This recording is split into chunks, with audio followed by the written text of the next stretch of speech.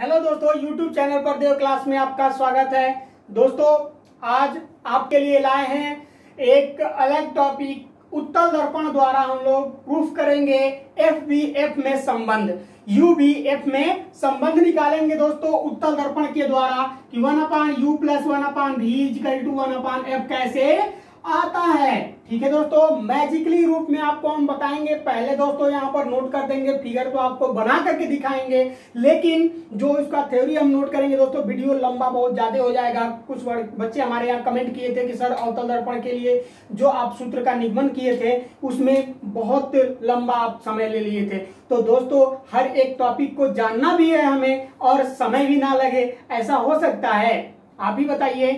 तो आज हम अथक प्रयास करेंगे दोस्तों, पहले नोट कर देंगे और आपको अच्छे से तरीका से समझाने का बहुत प्रयास करेंगे दोस्तों।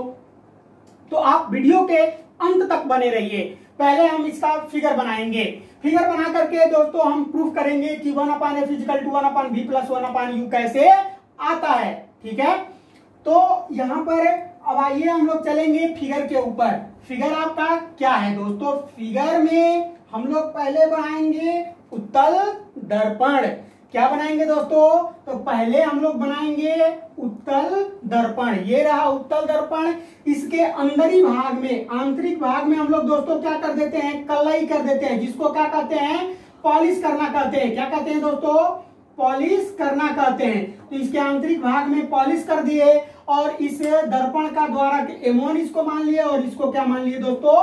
M2 मान लिए। ठीक है, अब इस दर्पण को दो भागों में हम बांट देते हैं एक तीर के द्वारा, जिसको क्या कहेंगे? जो तीर जब इस दर्पण को जिस बिंदु पर काटेगा वहां पर उसका ध्रुव हो जाएगा। ठीक है, तो आइए भैया इसके ऊपर एक रामबाण हम चला देते हैं।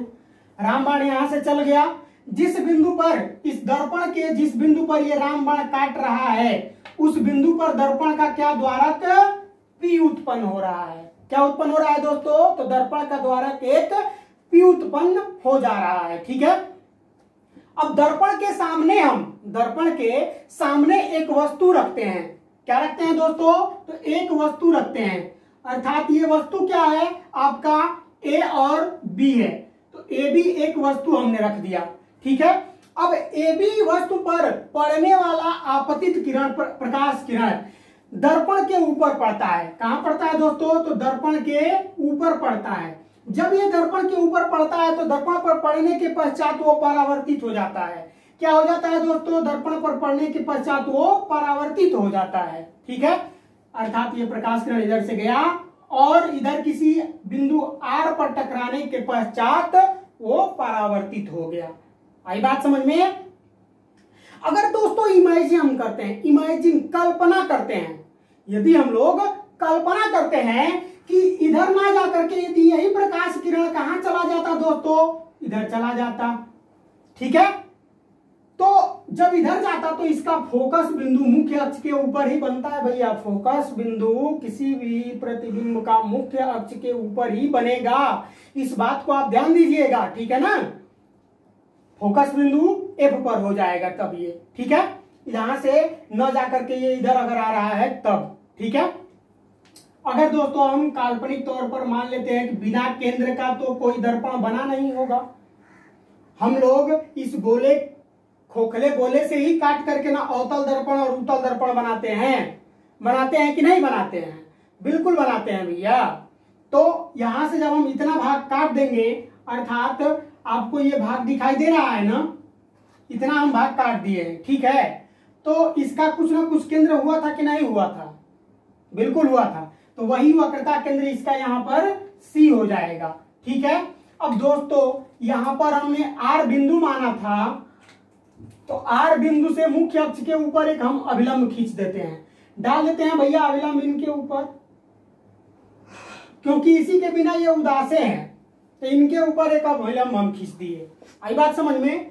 तब ये हो गया दर्पण का द्वारक, सॉरी दोस्तों, दर्पण का ध्रुव P, अभिलंब N, दर्पण का द्वारक M1 और M2, फोकस F, वक्रता केंद्र C हो गया।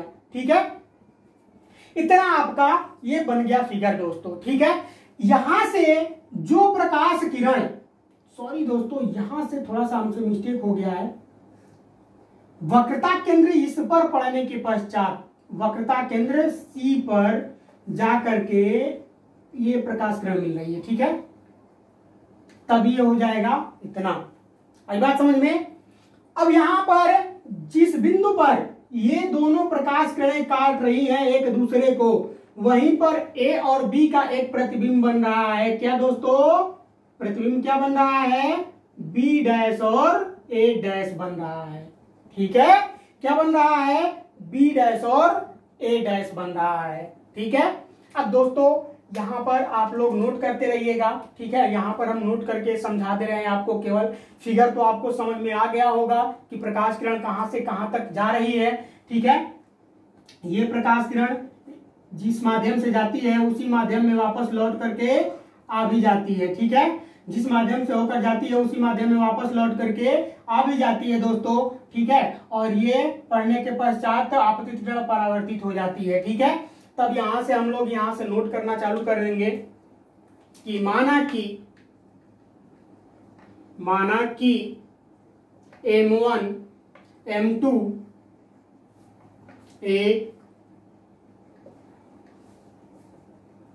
उत्तल दर्पण है जिसका ध्रुव P एवं वक्रता केंद्र C है, ठीक है दोस्तों। वक्रता केंद्र C और ध्रुव P है, ठीक है। तब इसका त्रिभुज हम निकालेंगे दोस्तों और कोण निकालेंगे। उस चीज को आपको हम बताएंगे दोस्तों।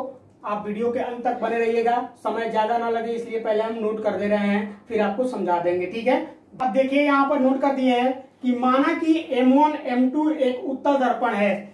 M1 M2 एक उत्तल दर्पण है जिसका ध्रुव P एवं वक्रता केंद्र C है। दोस्तों AB पर पड़ने वाला प्रकाश किरण दर्पण के ऊपर पड़ता है किसी बिंदु R पर, और पड़ने के पश्चात ये परावर्तित हो जा रहा है। इतना लिखना चाहेंगे आप तो लिख सकते हैं दोस्तों, जैसे जैसे आपको फिगर हम बनाए हैं वैसे वैसे समझा दिए हैं पहले ही, ठीक है। तो अब निकालेंगे यहाँ पर दोस्तों देन तब त्रिभुज ABC, त्रिभुज A B और C। यहां से दोस्तों आपको दिख रहा है एक त्रिभुज A B और C तथा त्रिभुज A dash B dash C, त्रिभुज A डैश B डैश और C। ये आपको दिख रहा है दोस्तों इतना छोटा सा एक त्रिभुज, ठीक है। आपस में दोनों क्या होंगे? समकोणिक होंगे, ठीक है। अर्थात कोण निकाल दिए जाए तो ACB इजकल टू हो जाएगा दोस्तों A डैश C और B डैश। ये आपस में समरूप हो जाएंगे। समरूप त्रिभुज के नियम के अनुसार दोस्तों आधार बटा आधार और लंब बटा लंब होता है। तब ये हो जाएगा आपका लंब बटा लंब, आधार बटा में आधार, लंब बटा लंब और आधार बटा में दोस्तों आधार हो जाएगा, ठीक है। चूंकि मुख्य अक्ष पर बिंदु R से खींचा गया अविलंब क्या है दोस्तों? N है। R बिंदु से खींचा गया मुख्य अक्ष के ऊपर एक लंब हमारा क्या है दोस्तों? R और N है। अतः त्रिभुज A dash B dash F, त्रिभुज A dash B dash F, एक छोटा सा त्रिभुज आपको यहां पर ये दिख रहा है, ठीक है दोस्तों। तथा त्रिभुज RNF, तथा एक त्रिभुज आपको दिख रहा है RN और F, ये त्रिभुज आपको एक बड़ा वाला दिख रहा है, ठीक है दोस्तों। भी आपस में क्या होंगे? समकोणिक होंगे। तब ये भी हो जाएगा लंब बटा लंब और आधार बटा में आधार। चूंकि दोस्तों NR बराबर AB होता है, NR बराबर क्या है आपका? AB है, ठीक है। तब इसके जगह पर हम NR के जगह पर AB रख सकते हैं, तो यही रखा गया है दोस्तों। NR के जगह पर हम लोग क्या रखे हैं दोस्तों? यहाँ पर NR के जगह पर AB बटा में A dash B dash equal to NF बटा में B डैश F हो गया है, ठीक है। यदि दर्पण का द्वारक छोटा हो तो बिंदु R दर्पण के ध्रुव P के बहुत समीप होगा, ठीक है दोस्तों, बहुत समीप होगा। अर्थात इसको आप स्क्रीनशॉट कर लीजिए दोस्तों, उसके बाद आपको हम नोट करके बताते हैं फिर से, ठीक है। इसका आप स्क्रीनशॉट करिए या वीडियो को रोक लीजिए, ठीक है, नोट करिए दोस्तों। अब यहां पर तक हम लोग कर लिए थे, ठीक है। उसके आगे देखिए लगभग NF जो होगा PF के बराबर होगा। एन एफ जो होगा दोस्तों वो क्या होगा, पी और एफ के बराबर होगा लगभग। अतः ए बी बटा A dash B equal to P F बटा B dash F. Equation number इसको हम सेकंड मान लेते हैं। समीकरण नंबर 1 व 2 से, समीकरण नंबर 1 व 2 से, समीकरण नंबर 1 हमारा दोस्तों आधार बटा आधार यानी बीसी बटा में बी डैश सी था, उसी तरह से आधार बटा आधार ये हो जाएगा आपका पी एफ बटा में बी एफ हो जाएगा। अब बीसी बराबर निकालेंगे दोस्तों, मान रखेंगे बीसी बराबर, तो बी और सी की जगह पर हम लोग पीसी प्लस पीबी रखे हैं, P C plus P B रखे हैं। कितना बराबर दोस्तों, तो ये पूरा मान बीसी बराबर, बीसी के जगह पर बीच में प्लस है तो प्लस हो गया, ठीक है, आपका पीबी हो गया। उसी तरह से बटा में बी डैश सी है तो बी डैश सी बराबर रखेंगे तो BC minus C F C हो जाएगा। क्या हो जाएगा दोस्तों, यहां पर पी सी माइनस क्या हो जाएगा, पीबी डैश हो जाएगा, पीबी डैश हो जाएगा। इतनी दूरी में से इतनी दूरी हम लोग क्या करेंगे दोस्तों, घटा देंगे। आई बात समझ में, तब ये हो जाएगा इतना।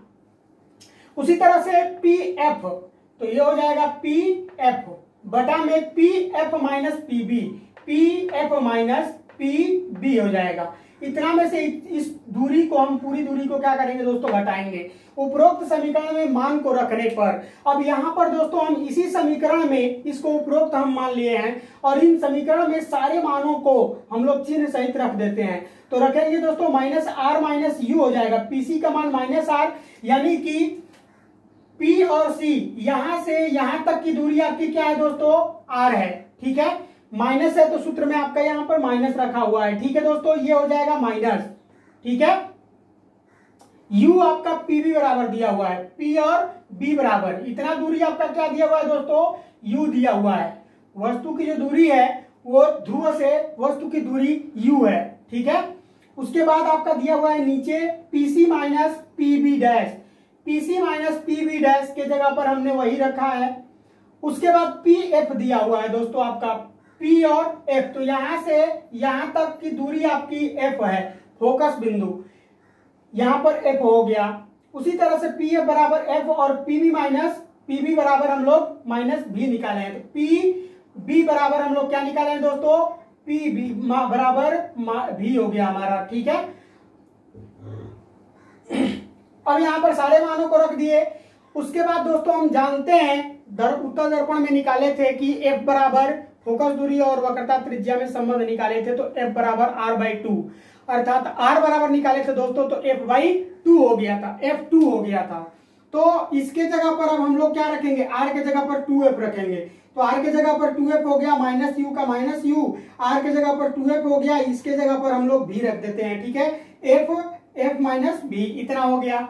अब यहाँ पर दोस्तों सबका हम लोग मल्टीप्लाई करा देते हैं, तो मल्टीप्लाई कराएंगे दोस्तों, ये हो जाएगा f 2f minus B equal to f minus B bracket में 2f माइनस यू।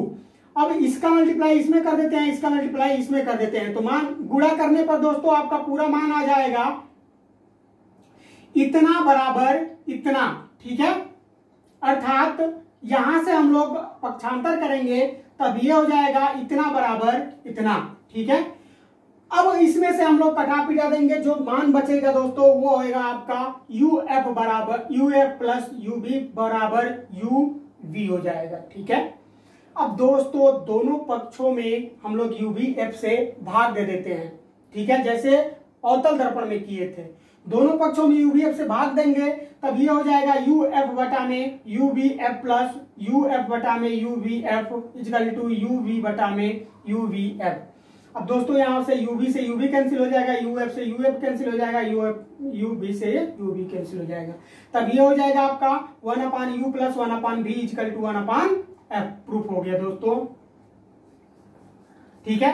अगर दोस्तों आपको ये वीडियो पसंद आया हो तो इस वीडियो को लाइक करें। हमारे चैनल को सब्सक्राइब अभी तक नहीं किए हैं तो चैनल को सब्सक्राइब कर बेल आइकन का बटन दबा दें ताकि हर नोटिफिकेशन आप तक पहले पहुंच जाए। धन्यवाद दोस्तों।